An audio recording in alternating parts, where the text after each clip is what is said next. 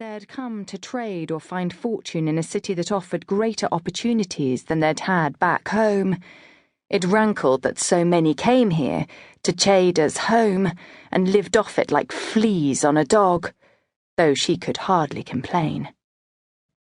A boy in a teal kaftan pointed to Çeda wildly and called, "The White Wolf!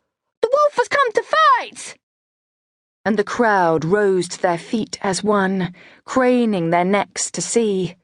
The pits paid well enough. A ragged cheer went up as she strode to the centre of the pit and joined the circle of 11 other fighters. The money men in the stands began calling out odds for the White Wolf. She hadn't even been chosen to fight yet, so no one would know who her opponent would be, but many still flocked to be the first to wager their coin on her. The other dirt dogs watched Çeda warily. Some knew her, but just like those in the audience, many of these fighters had come from distant kingdoms to try their hand against the best fighters in Sharakhai. 3 women stood among those gathered, 2 well-muscled, the third an absolute brute. She outweighed Çeda by 3 stone at least. The rest were men, some brawny, others lithe. One, however, was a tower of a man, wearing a beaten leather breastplate and a conical helm with chainmail that lapped against his broad shoulders. Haluk.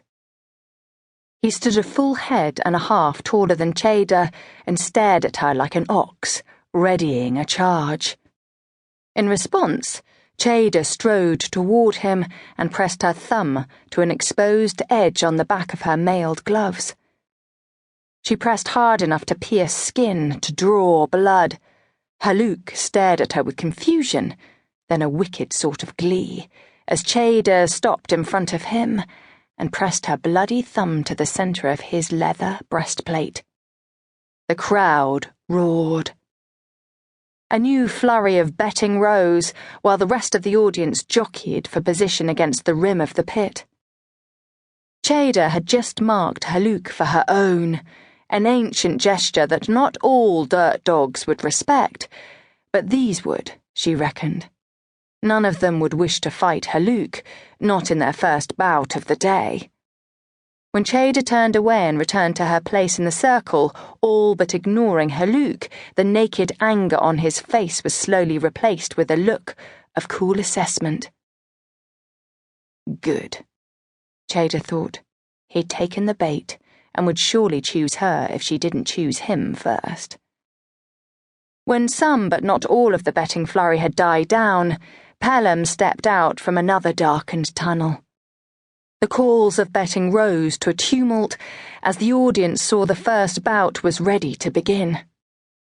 Pelham wore a jewelled vest, a brown kufi, and a red kaftan that was not only fashionable but fine save for its hem, which was hopelessly dusty from its days sweeping the pit floors.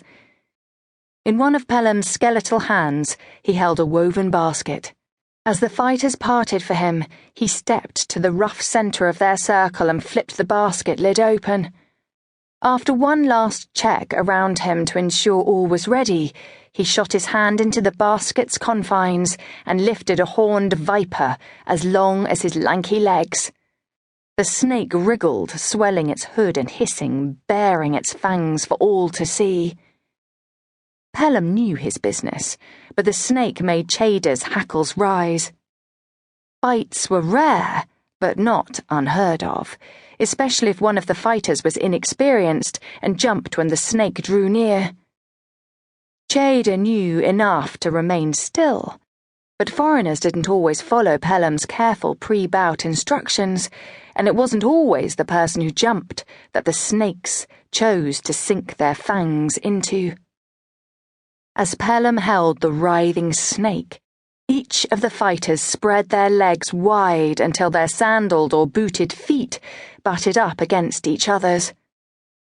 After a glance at each of the fighters' stances and finding them proper, Pelham dropped the snake and stepped away. It lay there, coiling itself tightly. The crowd shouted to the baked desert air.